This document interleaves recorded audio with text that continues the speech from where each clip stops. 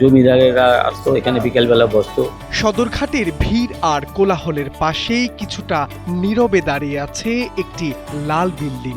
স্থাপনাটির প্রতিটি লাল ইটের আড়ালে লুকিয়ে আছে ঐতিহাসিক রহস্য আর ১৫০ বছরের ইতিহাস। রহস্যময় বাড়িটির সিঁড়ি মারিয়েছেন বিশ্বকবি রবীন্দ্রনাথ। হয়তো এর দেয়ালে হাত রেখে পেয়েছেন কোনো কবিতার ছন্দ। লালকুঠি নামের মধ্যেই লুকিয়ে সমৃদ্ধ অতীত। কিন্তু কেন এই নাম? কে নির্মাণ করেছিলেন এই ভবন? ইতিহাসবিদদের মতে এটি মূলত ইউরোপীয় বণিকদের আবাস ও বাণিজ্যিক কর্মকাণ্ডের জন্য বানানো হয়েছিল 1879 সালে। পরে জমিদার পরিবারের হাত ঘুরে ভবনটি পায় নতুন পরিচয়। আমি এখানে দ্বিতীয়বারের মতো আসছি, আলহামদুলিল্লাহ ভালো লাগছে। আর এটা তো ঐতিহাসিক স্থাপনা, নিদর্শনটা ভালো লাগছে দেখতে। ছবি তোলার জন্য বেস্ট একটা জায়গা। পাশাপাশি হচ্ছে এখানে নদীর পাশে একটা শান্তিময় ভাবও থাকে, এটার জন্য আর কি ভালো লাগা। দেখা যাচ্ছে এখানকার যে ভিউটা খুবই সুন্দর, মানে অন্যান্য জায়গার তুলনায় যেটা আমার কাছে বেস্ট মনে হয়েছে, যার কারণে দ্বিতীয়বার আসা। তো ফ্রেন্ডরা সবাই মিলে ঘুরতে আসছি, ভালো লাগছে। অনেকের ধারণা শুধু রঙের কারণেই এর নাম লালকুঠি। গবেষকরা বলছেন লাল রঙের ইট, ইউরোপীয় স্থাপত্য শৈলী এবং তৎকালীন অভিজাত আবাসিক সংস্কৃতির সমন্বয়ে নামটি স্থায়ী হয়ে যায়।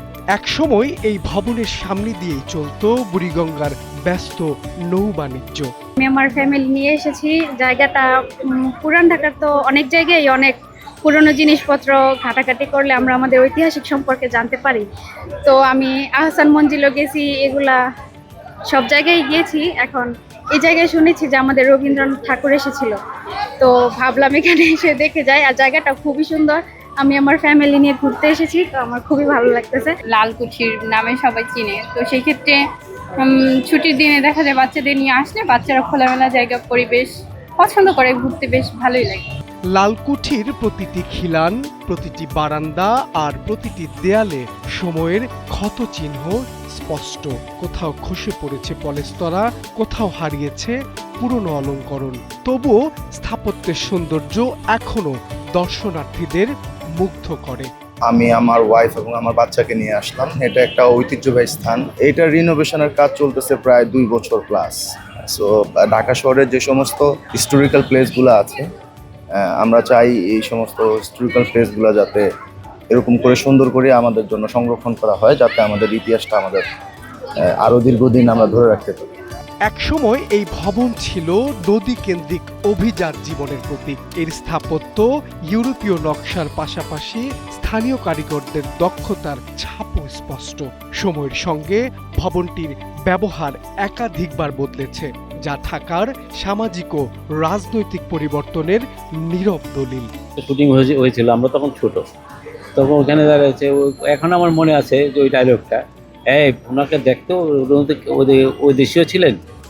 তবে উনি বলছেন, কে আছিস, একে ধরে নিয়ে আস, মানে জমিদারি ড্রেসে ফিরে ওই দুইটার মাঝখানে দাঁড়িয়ে সে এই ডায়লগটা এখনো মনে আছে। এছাড়া এখানে কবির মিত্র, তারপরে ফারুক, অনেকে এখানে এখানে মধ্যে নাটক করেছেন এবং সিনেমা শুটিং করেছেন, অনেক ইয়েতে আসে।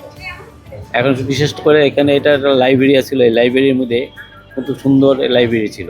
এই লাইব্রেরিতে যে বইগুলি ছিল সেটা বাংলাদেশে এখনও পাবেন না। ব্রিটিশ আমলে ব্রিটিশ যে বইগুলি ছিল, এই বইগুলি যে কি হয়েছে এটা বলা মুশকিল। জমিদারেরা আসতো বা আসতো, এখানে বিকেলবেলা বসতো, তো এই বসে এখানে বিলিয়ার্ড খেলতো। লালকুঠি শুধু একটি স্থাপনা নয়, এটি ঢাকার হারিয়ে যেতে বসা অতীতের জীবন্ত আর্কাইভ। এই ঐতিহ্য টিকিয়ে রাখা মানে আগামী প্রজন্মের জন্য নিজেদের শিকড়কে সংরক্ষণ করা।